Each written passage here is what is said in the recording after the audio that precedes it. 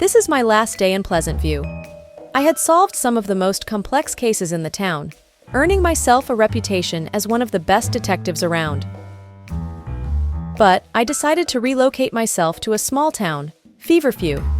I want to find myself facing a new challenge. This town is also where Carol's parents, Sylvie and Joseph Brown, live currently, in one of I don't know how many houses they own. This is the second one I know after the big mansion in River Blossom Hills. Only the substantial info I know about this town. It is a small market town with a rich history that goes back hundreds of years. They cannot say why the town was called after the flower, but there is a theory that it's just a founder's mother's maiden name, and the floral plant called Feverfew that can be found easily in every corner of this land has nothing to do with the town name.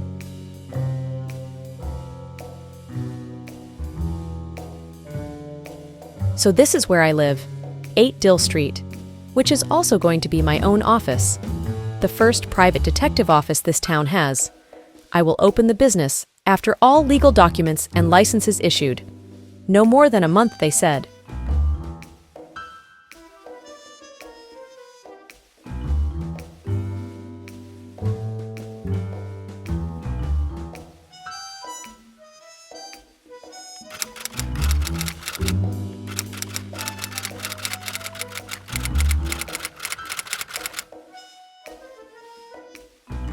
Cecile Davis, a well-known doctor in the town, is my first acquaintance after the Browns, of course. Mrs. Brown introduced me to her yesterday, and I am going to meet her today. A coffee with some interesting facts about this town as a welcome gift for me, she said. And more interestingly, one of her sons is a cop.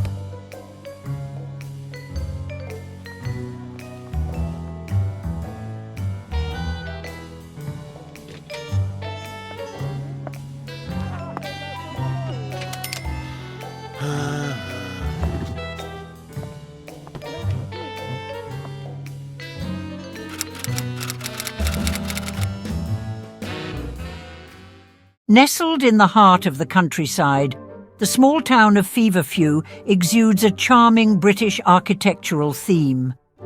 Its streets are lined with red brick buildings, their facades adorned with intricate wrought-iron balconies and ornate stonework. The town's centrepiece is a grand Victorian-era church, the St. Langerac.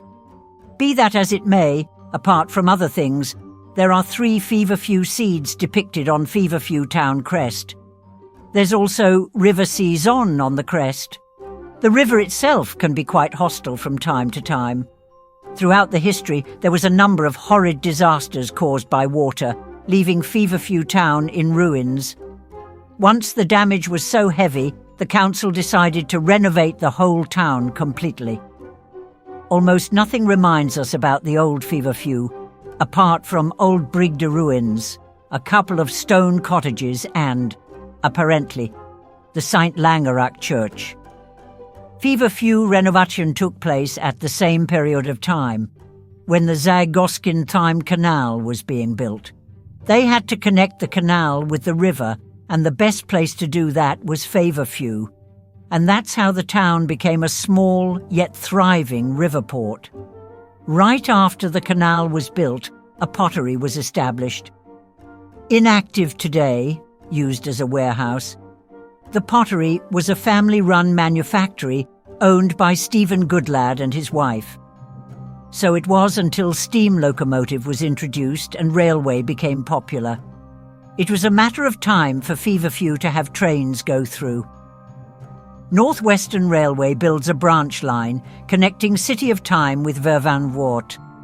Although the line never became efficient and as a consequence never upgraded, it remains unelectrified single-track line even today, serving as some kind of heritage line, keeping small towns and villages connected by running diesel multiple unit service. But there's more than that. Feverfew has yet another transport alternative to offer. With the development of rigid dirigible balloons, rigid airships became a very popular solution for long-distance flights.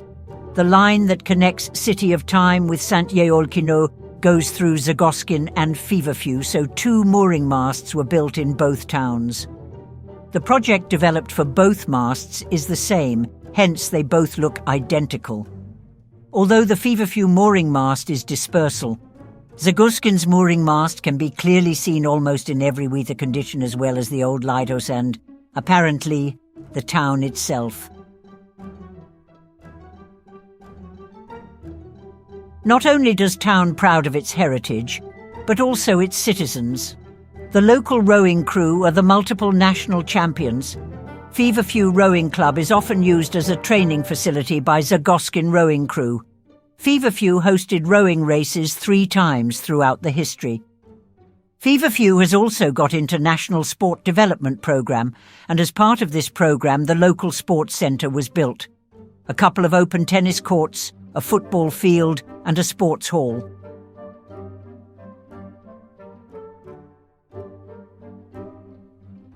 There are listed buildings are included on the National Heritage List for Simland, which is maintained by Simlish Heritage Trust. Carrying out unauthorised works to an exterior of a listed building is punishable by a fine or a prison sentence, and you may be required to put the exterior of a building back the way it was. Maintenance, and like exterior repairs, do not need listed buildings' consent. We need to contact the council for advice on maintenance and repairs. Feverfew Cottage Hospital, 12 Gerbit Street, 3 Right End, Bathing Spot, 2 Barrage Street, St. Langerak Church, Market Hall, Elementary School, Feverfew Passenger Rue. Station, NRS Co. Mooring Mast, Vicar's Wife Inn, Lock Keeper's Cottage and Rowing Club.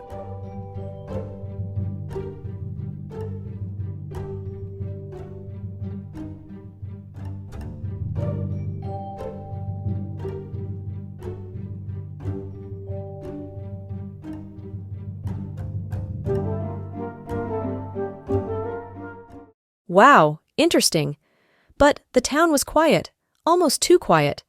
I think I will spend my next few days exploring the town, getting to know the locals, and trying to pick up any leads.